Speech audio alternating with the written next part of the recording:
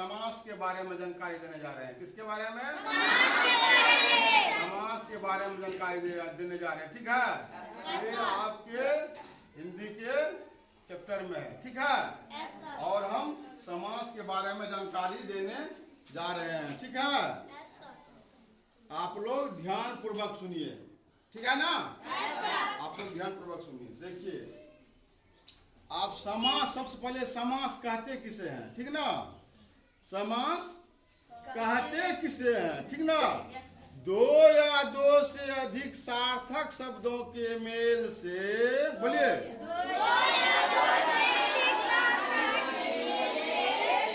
बने नए शब्दों को ही हम समास कहते हैं।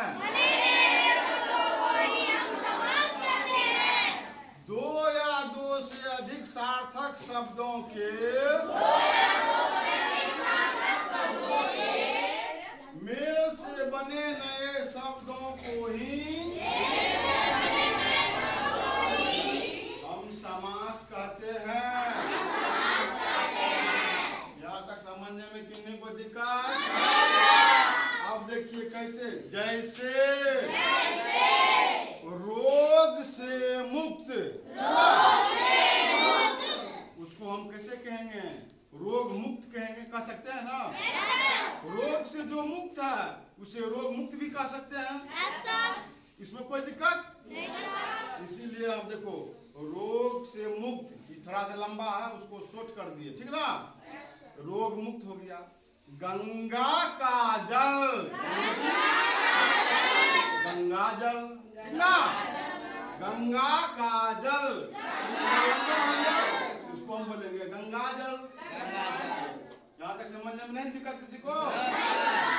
आप देखिए, इस समास को जो है 6 गो बेटा, क्या गो बेटा? 6 गो बेटा। ठीक ना? समास को क्या गो बेटा? 6 गो बेटा, या उसको हम कहेंगे समास के 6 गो भेद है। क्या गो भेद है?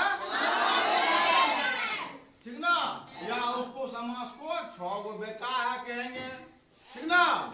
समझने के लिए। ठीक ना? अब कौन कौन है 6 गो बेटा भाई?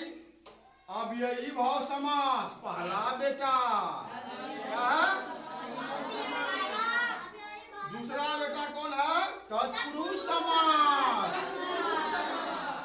3 में कर्मधारय समास। 4 में द्विगु समास। 5 में द्वंद्व समास। और 6 में बहुब्रीहि समास। कुल मिलाकर के 6 गो बेटा या 6 गो भेद। ठीक ना? अब देखो, समास के मुख्य 6 भेद हैं। अब देखो कैसे है 6 गो भेद, सो बताने जा रहे हैं हम। ठीक ना? अब क्या पहला, अब यही भाव समास। ना?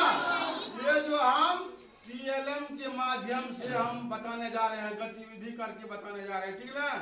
आप लोग ध्यान से सुनिए, मजा आएगा पढ़ने में। ठीक ना? अब यही भाव समास। ठीक ना? यानी कि किसी के मन में भाव उत्पन्न हुआ। ठीक ना? ये जो अब यही भाव समास है, किसी के मन में भाव उत्पन्न हुआ। तो भाई किसके मन में भाव उत्पन्न हुआ?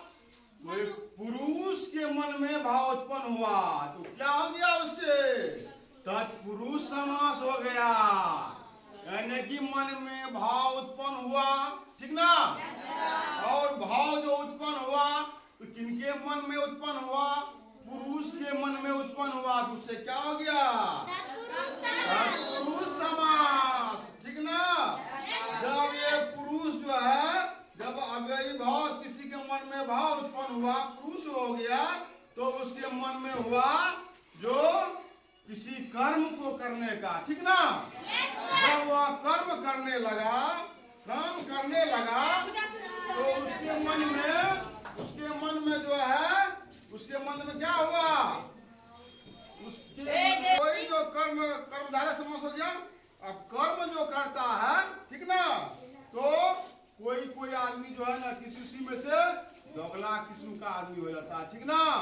इसी से क्या हो गया, द्विगु समास, ठीक ना। वही जो दोगला किस्म का जो आदमी हो गया, उसके मन में क्या उत्पन्न हो गया, द्वंद्व उत्पन्न हो गया, ठीक है। क्या उत्पन्न हो गया, द्वंद्व उत्पन्न हो गया।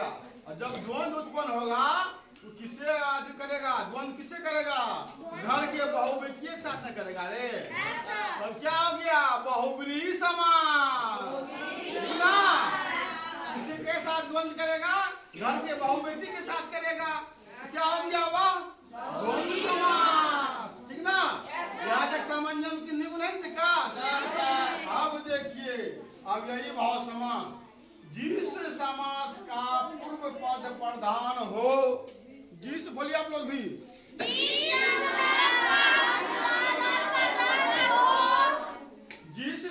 जिस समास का पूर्व पद प्रधान हो, उसे ही अव्ययी भाव समास कहते हैं। या जिस शब्द के पूर्व में यथा, भर, अनु, नीर, प्रति हो, ये सब शब्द जहां अगर दिख जाए तो उसे समझ लेना अव्ययी भाव समास ही है। अब कैसे, देखो, जैसे यथाशक्ति, यानी कि हम बताए ना, यहाँ यथा है, शक्ति से पहले यथा लगा हुआ है, यथाशक्ति क्या हो गया, अव्ययी भाव समास हो गया। अब देखो क्या, प्रतिदिन, यहाँ है ना रे, प्रति है ना, दिन के पहले प्रति लग गया तो क्या हो गया, प्रतिदिन। समझ जाना, जिसमें प्रति लगा रहे समझ जाना, ये अव्ययी भाव समास ही है, ठीक ना। अब देखो, तत्पुरुष समास, जिस समास का अंतिम पद प्रधान हो, जिस बोलिए आप लोग भी, उसे तत्पुरुष समास कहते हैं। या, का, की, को, के लिए, में, पर, से, ये सब जहाँ दिख जाए समझ जाओ क्या है, तत्पुरुष समास है। अब कैसे, जैसे चिरीमार, यानी कि चिरी को मारने वाला, चिरीमार, किसको मारने वाला, चिरी को मारने वाला, चिरीमार, ठीक ना। गौशाला, गौ का शाला, किसका शाला, गौ का शाला, यानी कि गाय को रहने वाला, क्या कहते हैं, गौशाला, ठीक ना। हो गया गौशाला, वो जिसमें आ जाए को, का, की, समझ जाओ, तत्पुरुष समास है, ठीक ना। अब कर्मधारय समास, जिस समास में विशेष विशेषण हो, उसे कर्मधारय समास कहते हैं। या, हाय जो, ये समास, जिस शब्द से निकले, उसे ही हम कर्मधारय समास कहते हैं।